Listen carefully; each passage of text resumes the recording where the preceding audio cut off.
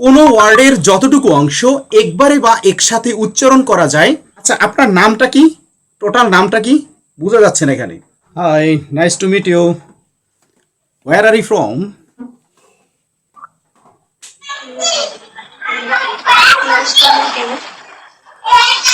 R you from Bangladesh?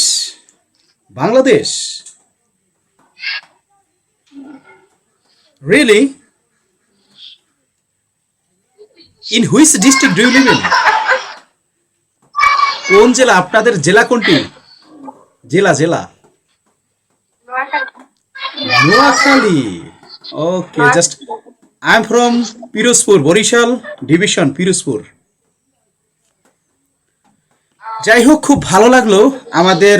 We are two Bangladeshi, but maximum সময় আমি ফরেনারদের সাথে একটু ইংলিশ স্পিকিং করি। এই যে আমার হাতে যে গ্লোবটি দেখতে পাচ্ছেন, আর লোকেশন ট্র্যাক করার জন্য আমি ফরেনারদের সাথে ম্যাক্সিমাম সময় কথা বলি, ইংলিশ প্র্যাকটিস করার জন্য এখানে আসি। এবং আমি একজন হোস্ট, এখানে হোস্ট হিসেবে আসি। আচ্ছা, আপনি কি নতুন? Are you new here? নতুন আছেন এখন? নতুন, ওকে। আপনার উপজেলার নাম কি? নোয়াখালী? নোয়াখালী সদর? সোনাপুর? জি, লক্ষ্মীপুর। লক্ষ্মীপুর জেলা আপনাদের, তাই নাকি? ওকে ওকে ওকে। যাই হোক, এখন বিষয়টা হচ্ছে, আপনি কি স্টুডেন্ট? লেখাপড়া করেন? লেখাপড়া করেন? জি। লেখাপড়া এখন আর করি না। Finish? Honours masters complete? Honours masters কোনটা? নিউ 10 পর্যন্ত করছি। ওকে ওকে। আচ্ছা, যাই হোক, বিষয়টা হচ্ছে, আহ, যেহেতু আমার একটা টপিকটা হচ্ছে ইংলিশ স্পিকিং নিয়ে কথা বলি, আমি ইংলিশ নিয়ে কথা বলি। আচ্ছা, ইংলিশের কোন বিষয়টা আপনার কাছে খুবই ডিফিকাল্ট মনে হয়? মানে ইংলিশের কোন সাইডটাকে আপনি সবচেয়ে বেশি ভয় পান আপনার ইংলিশ শেখার ক্ষেত্রে? আমি ইংলিশ পারি না। তাই নাকি? ইংলিশে একটু কাঁচা। ইংলিশে খুবই কাঁচা। যাই হোক, আমি একজন প্রাইভেট টিচার, প্রাইভেট পড়াই। এবং যখন আমি একটু ফ্রি সময় পাই, তখন এখানে আসি ফরেইনার এটার সাথে ইংলিশ স্পিকিং করার জন্য, ইংলিশ প্র্যাকটিস করার জন্য। যাই হোক, এখন আপনাকে আমি সাহায্য করতে পারি, যেহেতু আপনি ইংলিশ একদম মানে জিরো লেভেলেই বলতে গেলে, ইংলিশ দ্রুত পড়তে পারেন, এ ধরনের কোনো সমস্যা আছে? মানে দ্রুত পড়ার ক্ষেত্রে কোনো সমস্যা? আমি ইংলিশে একদম কাঁচা। একদম কাঁচা? আচ্ছা, যাই হোক, কাঁচা যেহেতু, তাহলে আপনাকে আপনার সাথে একটা জিনিস শেয়ার করি, যেটা খুবই ইম্পর্টেন্ট, আপনাকে ইংলিশ শেখার ক্ষেত্রে খুবই কাজে দেবে। সে বিষয়টা হচ্ছে খুব ইম্পর্টেন্ট একটা গ্রামার, গ্রামার আইটেম খুব লক্ষ্য করেন খুব ভালোভাবে। সিলেবেল, একটা গ্রামার আছে সিলেবেল, SYLLABLE, সিলেবেল, যার বাংলা অর্থ হচ্ছে শব্দাংশ, শব্দ প্লাস অংশ ইকুয়াল শব্দাংশ। এখন সিলেবেল জিনিসটা কি? কোনো ওয়ার্ডের যতটুকু অংশ একবারে বা একসাথে উচ্চারণ করা যায় তাকে সিলেবেল বলা হয়। যেমন আপনার যে জেলাটি হচ্ছে কি? লক্ষ্মীপুর। লক্ষ্মীপুর, আমি হচ্ছি পিরোজপুর। আচ্ছা, পিরোজপুর, লক্ষ্মীপুর, এই যে পিরোজপুর ওয়ার্ডটিতে এই জেলাটি বানানে, এই ওয়ার্ডটাকে কয় ভাগে ভাগ করা যায়? আপনি যদি স্লোলি উচ্চারণ করেন, পিরোজপুর, কয় ভাগে ভাগ করা যায়? 3 ভাগে। পিরোজপুর। আচ্ছা, আপনার নামটা কি? টোটাল নামটা কি? বোঝা যাচ্ছে না এখানে। ডাক্তার। স্বপ্না আক্তার। আচ্ছা, আপনার নামটাকে কয় ভাগে ভাগ করা যায়? স্বপ্না আক্তার, একটু বলেন তো, try to speak with me. কয় ভাগে? সব সব না আক্তার,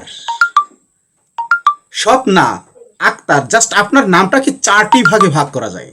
এই এক একটি ভাগের নামই হচ্ছে সিলেবেল। এখন সিলেবেল হচ্ছে 4 প্রকার: মনোসিলেবেল, ডাইসিলেবেল, ট্রাইসিলেবেল, পলিসিলেবেল। আচ্ছা, এখানে একটা জিনিস দেখতে পাচ্ছেন, আমার হাতে যে এই যে বইটা দেখতে পাচ্ছেন, এই যে বইটা দেখতে পাচ্ছেন, এর ইংলিশ হচ্ছে বুক। আচ্ছা, এই বুক ওয়ার্ডটা কি ভাঙা যায়? আমরা যদি স্লোলি উচ্চারণ করি, ওয়ার্ডটা কি ভাঙা যায়? বুক, ট্রাই করেন তো একটু। যায় না, এই ওয়ার্ডটাকে কোনো ভাগে ভাগ করা যায় না। আচ্ছা, যদি আমরা এটা কি দেখতে পাচ্ছেন, কাভার, মোবাইলের কাভার যাকে বলা হয়, ঠিক আছে, এই কাভার, এই ওয়ার্ডটাকে কয় ভাগে ভাগ করা যায়? কাভার দুই ভাগে ভাগ করা যায়, right. Thank you so much. আচ্ছা, আমাদের জেলা হচ্ছে পিরোজপুর গেল। আচ্ছা, বাংলাদেশ, এই বাংলাদেশ আমরা যে দেশে বসবাস করি, এই ওয়ার্ডটাকে কয় ভাগে ভাগ করা যায়? বাংলাদেশ, একটু ট্রাই করেন তো।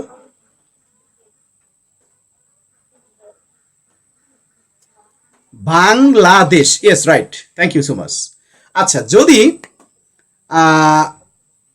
আমি যদি কোশ্চেন্স করি আরেকটা জিনিস, সেটি হচ্ছে ইন্টারন্যাশনাল, এই ওয়ার্ডটাকে কয় ভাগে ভাগ করা যায়? ইন্টারন্যাশনাল,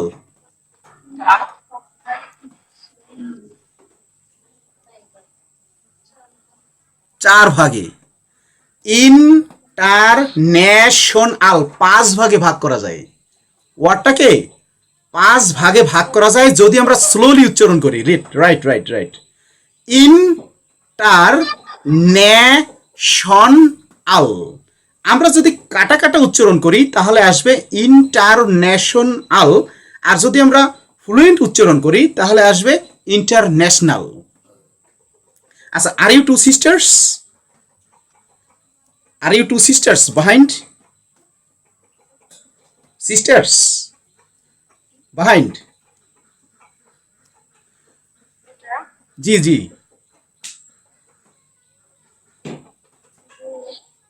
আচ্ছা আচ্ছা আচ্ছা, যাই হোক, এখন আরেকটা বিষয়, আপনি কি বর্তমানে লেখাপড়া করেন, মানে ইন্টারে পড়াশোনা করেন, না এই এসএসসি পর্যন্ত শেষ, মানে এরপর আর হয় নাই?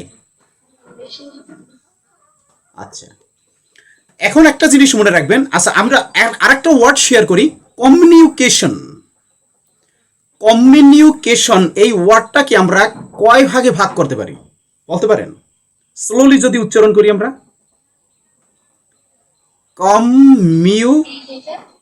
কমিউনিকেশন কয় ভাগে ভাগ করা যায়?